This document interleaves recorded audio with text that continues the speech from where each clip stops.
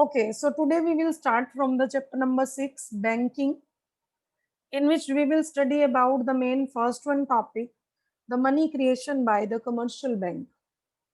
Okay, the second one topic is there, that is the central bank, the meaning and functions.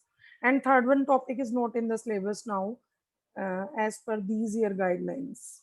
So today we will discuss about the first one topic, money creation by the commercial bank. So simply we can say कि हमने already money के chapter में भी ये study किया है that there are the suppliers of the money, who are the main suppliers of the money, government, central bank and the commercial banks. Government क्या करती है, वो कॉइन्स इशू करती है, 1 rupee note and coins, and central bank they just issues the rest one paper currency of every level we can call. And the commercial banks are there who do not supply the money in a direct form, but they supply the money in the economy in the form of the credit creation with the help of a particular process, right? They don't have any kind of the authority to issue the currency in the economy. उनको central bank की तरह money currency issue करने की authority नहीं है, वो notes coins issue नहीं कर सकते, but still they are the supplier of the money in the economy through the process of creation of credit in the form of the demand deposits. So we will discuss here about the process of credit creation or the process of the money creation by the commercial bank. कि commercial bank कौन सा ऐसा तरीका use करते हैं जिसकी help से वो क्या करते हैं, मनी क्रिएट करते हैं, क्रेडिट क्रिएट करते हैं इकोनॉमी के अंदर with a less amount of money. They just create a lot of big amount of credit in the economy. And how it is possible, how it can be done, so we will just discuss about that concept. So simply initially, before understanding the money creation with the help of a practical example, initially we will discuss with the help of some basic theory concept, how what is these, कि deposits क्या होते हैं, कैसे किए जाते हैं, कौन से डिपॉजिट्स को हम क्या कहेंगे, that kind of things will be there. We will discuss it point by point. The first one thing is there that what is going on in the process of the banking system. सबसे पहले mainly क्या होता है कि bank क्या करता है, they just receive the money, cash deposit receive करते हैं वो from the general public. The bank receive the cash deposits from the general public, right? And what it is called, it is called the primary deposit. It is called the primary deposit, right? Second concept क्या होता है कि bank आगे क्या करता है इन deposits का. We have studied in 10th class also, money and credit के चैप्टर में हमने स्टडी किया कि बैंक एक मिडल मैन का रोल प्ले करता है between the borrowers and between the depositors. तो बैंक ने फर्स्ट फॉलो किया, that was the acceptance of deposit from the people. After that bank lends money. Bank क्या करता है, it just lends money many times more than their cash reserves, कि जितना उसके पास cash आता है उससे कई गुना ज्यादा वो क्या कर देता है, लोन की फॉर्म में लोगों को मनी प्रोवाइड कर देता है. How the thing is there कि ये सब कैसे होता है. Money is lent by the commercial bank not in the form of cash. अब देखो, अगर वो कैश की फॉर्म में देगा तो इट मीन्स उसके पास 10,000 है तो वो 10,000 ही लोन की फॉर्म में दे सकता है. बट बैंक क्या करता है, it just provide the loan in the form of the credit account entry in the account of the borrowers. वो क्या करता है, सिंपली किसी भी borrower को डायरेक्टली कैश की फॉर्म में लोन नहीं दिया जाता, उसका एक अकाउंट ओपन कर दिया जाता है, ये बता दिया जाता है कि आपका ये अकाउंट इतना है, and with the help of that account आप अपने इस अकाउंट के अगेंस्ट जो है चेक इशू कर सकते हैं और आपको इंस्टॉलमेंट में लोन की प्रोविजन अवेलेबल होती है. Okay, and these kind of the credit entries are known as the secondary deposits. This is a theory concept initially. We will also discuss about the practical example कि ये सब कैसे possible होता है. Fourth one point, the borrowers can issue the check against the credit loans in their accounts. अब बरोबर क्या करते हैं, चेक इशू कर देते हैं, ठीक है, एज पर देयर क्रेडिट्स, जो उनके अकाउंट में क्रेडिट्स के अकॉर्डिंग है, एंड द चेक जो होता है वो एज ए मनी इकोनॉमी के अंदर सर्कुलेट होता है. Okay, so there are the two kinds of deposits. What are that? We can call the primary deposit is there, the secondary deposit is there. Both of these collectively together it is known as the demand deposits held by the people in the commercial bank. So 5 terms are there. After that, see, total demand deposits with the bank, कि जितने भी bank के पास total demand deposits होते हैं वो क्या होते हैं, simply that is so much high as compare to the cash reserves of the commercial bank, कि कमर्शियल बैंक अपने पास जितना भी कैश रखते हैं उसके कॉम्पीट में जो उनके डिमांड डिपॉजिट्स होते हैं that are a lot of high amount, we can call much more number of times as compared to the cash reserves. Reason क्या है इस चीज का, ऐसा क्यों होता है? Because of the overall experience of the banking sector, they know very well कि एक ही टाइम पे सभी के सभी डिपॉजिटर्स जो हैं वो कैश को विड्रॉ करने के लिए नहीं आएंगे. They will not come to withdraw their money at a same point of time. कि बहुत से लोगों ने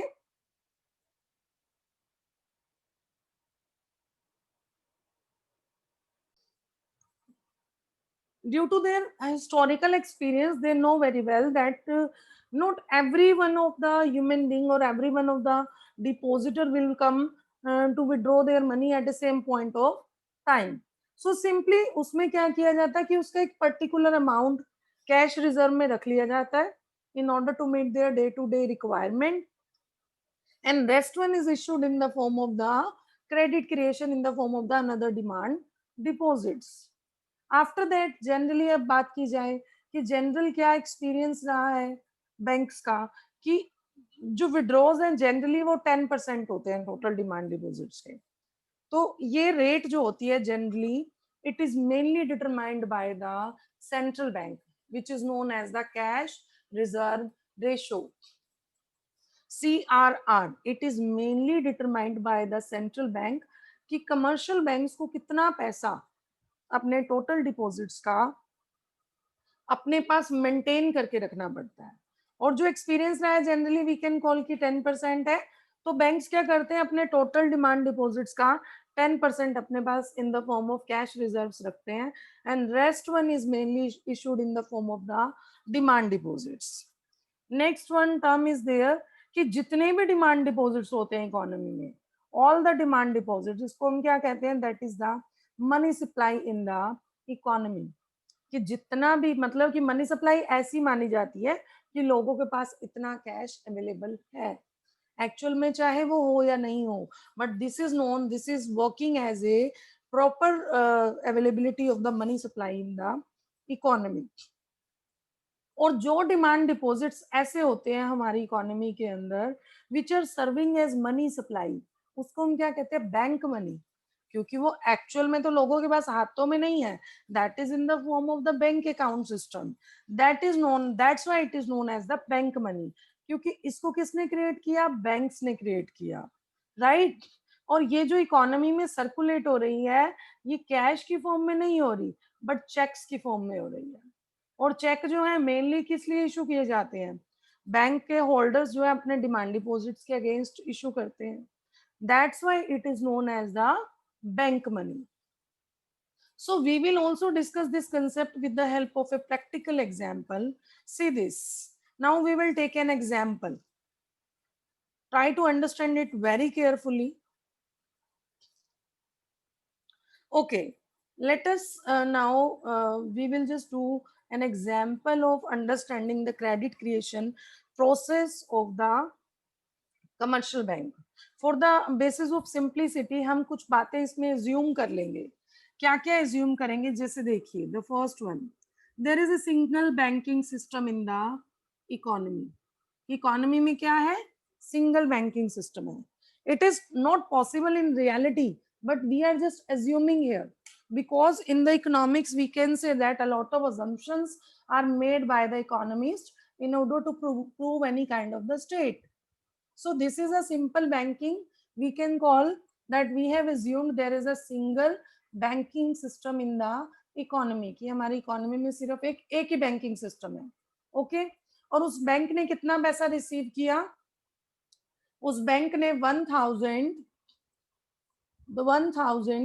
okay, so we have assumed that there is only the one single banking system in the economy और bank ने initially कितने पैसे receive किए? 1000. Okay second one term is there कि हमारा CRR कितना है. CRR मींस कि टोटल डिपॉजिट्स का कितना परसेंट ऐसा है जो कमर्शियल बैंक्स को अपने पास in the form of cash रखना पड़ेगा. CRR दैट इज द 10% जो चेंज नहीं होगा. तो सिंपली यहाँ पर क्या आ जाएगा? ये भी हमने अजम्पशन ली है कि CRR कितना है? 10%, क्योंकि ये कैश रिजर्व पे इम्पैक्ट डालता है कि कमर्शियल बैंक को अपने टोटल डिमांड डिपॉजिट्स का इतना परसेंट अपने पास in the form of cash.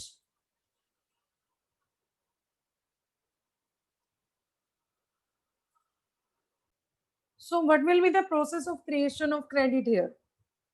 See this. Using the one single banking system we can call, there will be this one simple process.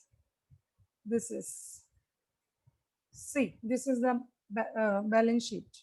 First round, what is the deposits?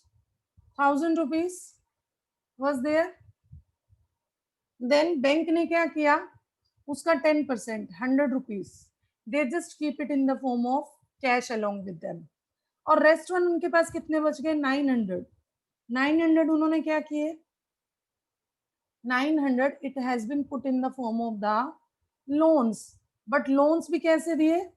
With the help of, we can call कि loans भी किस form में दिए? Demand deposits की. ठीक है. अब bank के पास नया कितना डिपॉजिट आ गया? 900. जो लोन्स की फॉर्म में उसने डिमांड डिपॉजिट्स के फॉर्म में दिया, तो वो बैंक के पास एक डिपॉजिट का वर्क कर रहा है 900.